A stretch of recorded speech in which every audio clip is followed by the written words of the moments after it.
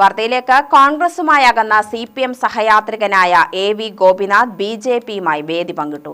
BJP ദേശീയ അധ്യക്ഷൻ JP Nadda വിളിച്ചു ചേർത്ത പ്രമുഖരുടെ യോഗത്തിലാണ് AV ഗോപിനാഥ് പങ്കെടുത്തത്. ഉപതിരഞ്ഞെടുപ്പ് നടക്കാനിരിക്കെ AV ഗോപിനാഥിന്റെ കളം മാറ്റം രാഷ്ട്രീയ സമവാക്യത്തിന് പുതിയ മാനങ്ങൾ നൽകി.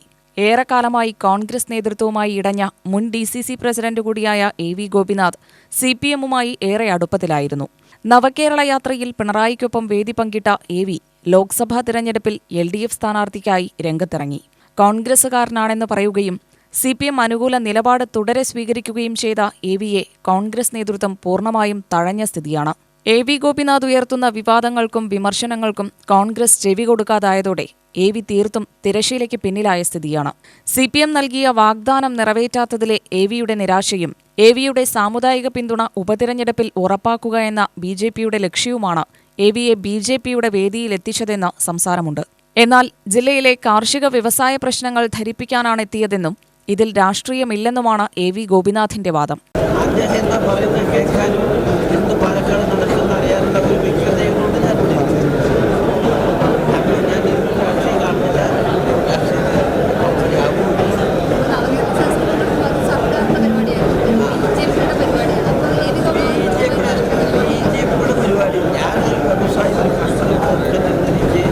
കർഷകരുടെ കാര്യങ്ങൾ അദ്ദേഹത്തിൻ്റെ എന്നറിയാൻ വേണ്ടി അന്ന് ഞാനിനി കോൺഗ്രസിനെ വിളിച്ചാൽ അതിനൊരു രാഷ്ട്രീയ ഒരു പ്രാധാന്യമില്ല. ഇതൊക്കെ ഡെവലപ്മെൻ്റ് ഓഫ് പാലക്കാട്, വികസനം പാലക്കാട് സംഭവിക്കുന്നത് നോക്കലാണ്. ഇൻഡസ്ട്രിയൽ സ്മാർട്ട് സിറ്റി അതിൻ്റെയൊക്കെ അനുമതി ലഭിച്ചതിന് ശേഷം നടക്കുന്ന ഒരു ഇതാണ്.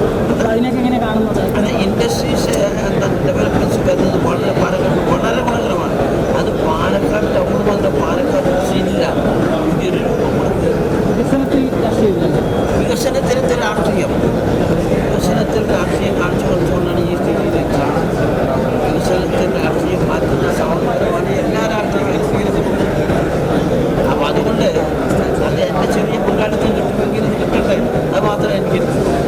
എല്ലാവരുടെയും പരാതി കേൾക്കാനുള്ള സമയക്കുറവ് മൂലം AV ഗോപിനാഥിന് യോഗത്തിൽ സംസാരിക്കാനുമായില്ല. UTV news, Palakkad.